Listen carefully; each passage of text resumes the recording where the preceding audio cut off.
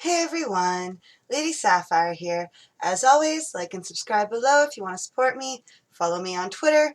I don't really put much on Twitter right now, I'll be honest about that. I just kind of upload my videos and say little hi's to everybody. But if I get more people on there, I'll be more motivated to talk to people more. So if you want to contact me, you can always do so there. Another quick side note before we get this all going is I know a few of my original videos are really crappy. They will be re-released, updated now that I've figured out all the settings for YouTube that make it look pretty and not like it's crap. So that will be redone, and I will be re-releasing some videos that will be a repeat of information, but just to kind of purdy up my site here because I don't want to have all these crappy videos that look like crap on my stuff. Alright, so today we're going to be talking about something, again, a little bit on the darker side, but it's an intro to what I'm going to be talking about all next week, which will be about BDSM specifically. It will be broken down into a couple of videos because there's just so much information in these particular things. So, without further ado, today we're talking about vampirism, or the vampire fetish. There are many aspects to this. I'm going to teach you about it. We're going to have a quick discussion about what they are, how these people tend to come about, and how you can better your relationship if you are one or you're in a relationship with one. A quick little rundown on some safety precautions, and as always, a few of my tips. So, without further ado, here we go.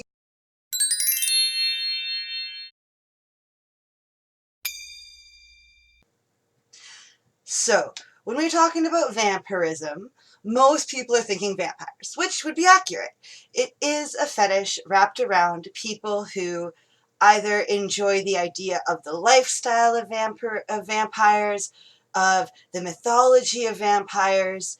It can come into the way they dress, into the way that they approach life. And let's be honest, the idea of immortality can be kind of attractive, or at least living longer than the 85 years we're typically guaranteed. So that's the start of it.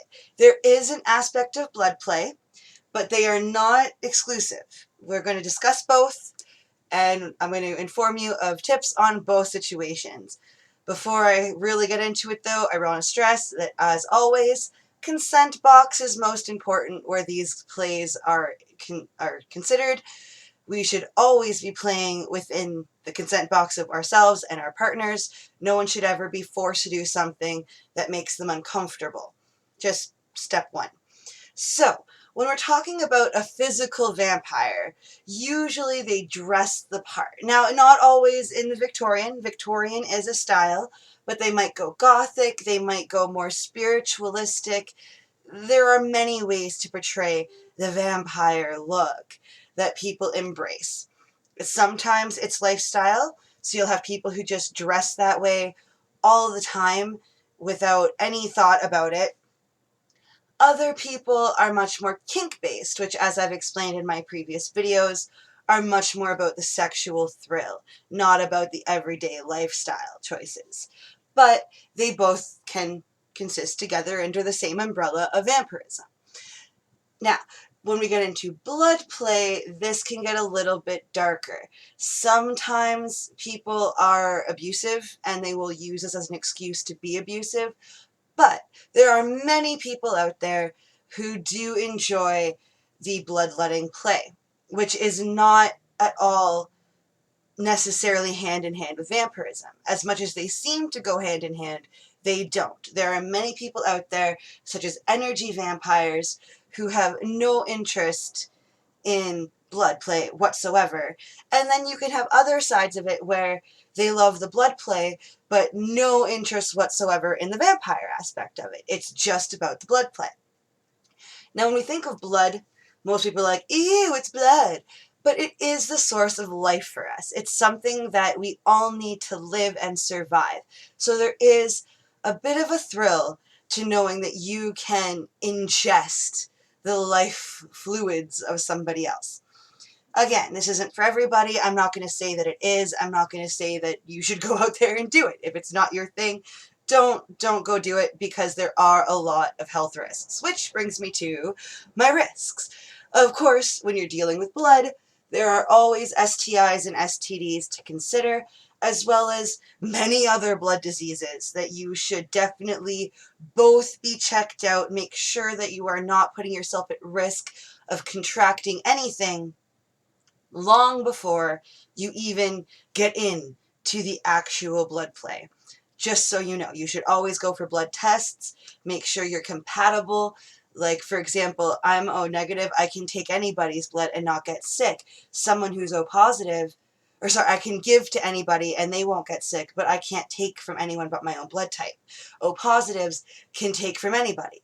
So, as an O negative, I would be very uncomfortable ingesting other people's blood because of the type match issue. Am I going to make myself sick by doing so? This isn't even my fetish, so I'm not too worried about it. But just as an example, when you're dealing with this, make sure your blood types are compatible. There's a list of things you should do. I will be putting a couple of articles below because this is a lot of information to process for the safety precautions. It will be down below. There will be a list. And that's not including the risks involved with basic BDSM play. Like, this does fall into a BDSM situation because you are taking the control. Someone is probably going to be the submissive while somebody else is the dominant, as the vampire is typically the dominant, alluring role, and then the prey is the sweet submissive that falls under the allure of the vampire.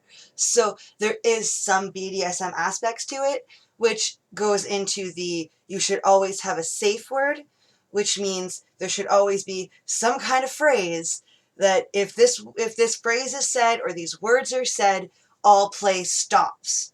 There is no, oh, but please, or nothing. It stops for the safety of both parties. There should also be a full discussion that goes on long before you ever get into this kind of thing, just like any BDSM, which all of next week, as I said in the beginning, will be about BDSM. I will be discussing bondage as well as sadomasochism and explaining the differences because I can't squeeze everything into one video. It would be me sitting here for an hour, which I'm sure you guys do not want to hear. So I will be breaking that up. But like any kind of play, of role play or anything like that, there should always be a discussion and there should always be a safe word so that nobody is ever in danger. And if your partner is not respecting those boundaries or respecting your safe words, that is in fact abuse. That is not, oh, he's just getting carried away or she's just getting carried away. That is abuse. If you say stop with whatever safe words yours is for that stop and they keep going, that is abuse. And you should either leave the relationship, report them to, if you're part of a group, let your group know that this person is an abuser so that others don't fall victim to the abuse. Just be proactive. And I only mention groups because with any kinks and fetishes, there are typically groups you can reach out to and become a part of a community so you don't feel so weird having whatever kink yours might be. So if you are part of a group in these situations, let your group members know that this person's an abuser. No one wants to be the next victim to someone who can't take no for an answer or can't respect boundaries. And I'm sure you would feel very guilty if you knew this person was an abuser and you didn't report them or let your members know and someone else was really hurt. So just be proactive about it. Protect yourself, protect your group, protect your friends, and always be proactive. So, quick tips, as always. I have a few tips. I'm not going to count them this time because I'm just going to kind of fling it because I have a few. So the first tip is, as always, play safe. Be as protected as you can. Always know your partner's history because when you're dealing with blood especially, you want to know they've been through those blood tests, those STD tests. They have been through every round of tests possible so that you're not contracting something. That is step one.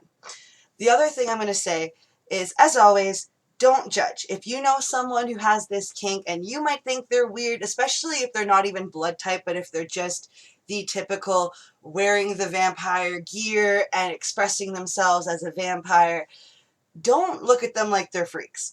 Don't treat them any less than anybody else that you talk to. They are just people who have their own thing. And I think we should respect that.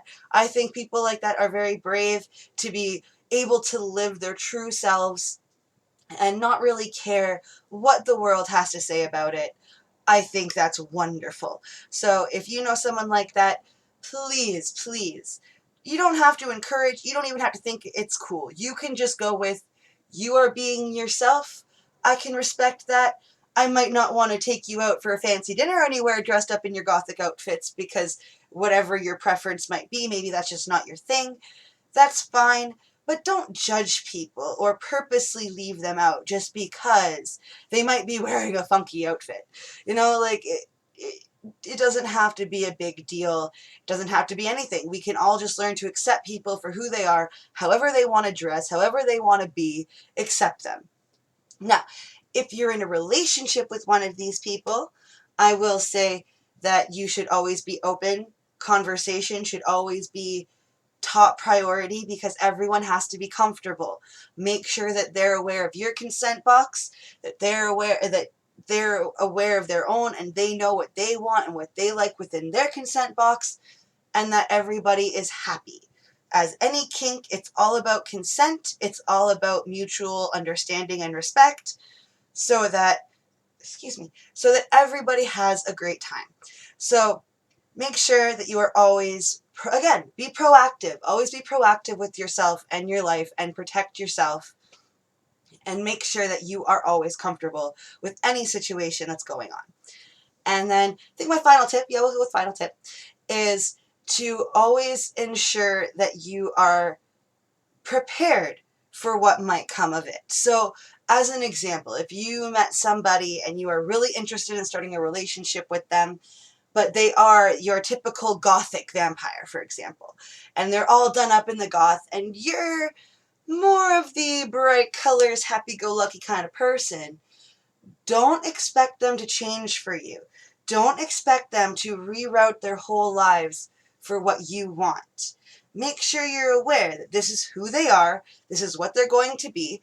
They might change, don't get me wrong. People change and grow and develop in different ways all the time, but that is who they are. So they might change a little bit, but their personalities and their lifestyle choices are probably going to stay the same. As an example, I used to be hardcore punk rocker girl in the like heavy eyeliner and heavy makeup and just accessories everywhere. That's who I was. I loved Halloween. I love everything dark and scary, and I watched murder documentaries and crime stories all the time. And as much as my wardrobe might have changed a little bit, I don't go as punky anymore. I'm much more expressive now with all sorts of different kinds of outfits. I still like the dark. I still do a little bit of the heavier eyeliner, but nothing like I used to. But I haven't changed as a person. I still love Halloween. I have a lovely little wreath. My mom knitted me, I believe. Knitted or crocheted me. That is literally just a boo with pumpkins and everything. You know, like, I still love that. That hasn't changed. My Christmas trees are full of glittering skulls. Like, I just love Halloween and everything dark and still that gothic kind of girl, but I kind of changed my wardrobe a little. Doesn't mean I change as a person. Doesn't mean I can't get into my punk gear and go to the asylum and have a great time, just like I would have when I was full punk rock girl. But I have made some subtle changes where they might too. They might come to, I want to go from Victorian to Elizabethan, and they will change it up. And you might not be expecting the change. You might be like, well, you've just made it from this to this, but you're still kind of out there. And that's fine. That's who they are. So don't expect that to change just because you're not overly comfortable with it. If you're not comfortable with it, move on. Go to the next person. Don't expect someone to change for you when you're not willing to make compromises for them. So I'm going to leave it at that today. As I said before, I will be re-releasing some videos with some same information, but just updated and a little bit prettier. So that will be something I'll be whipping out in the next few weeks, just re-recording a couple things. But they won't be on the Tuesday, Thursdays. They'll just be released. I will definitely send out some notifications on Twitter and on Facebook and different places to let people know that they are out, because I will be re-releasing a couple things. So if you want to check them out, go for it. If you've already watched the videos and you already know the information, it's up to you what you want to do. But otherwise, have a great night, guys. I hope you learned something in my video. If not, I hope you enjoyed it anyway. But yeah, so have a good night, guys.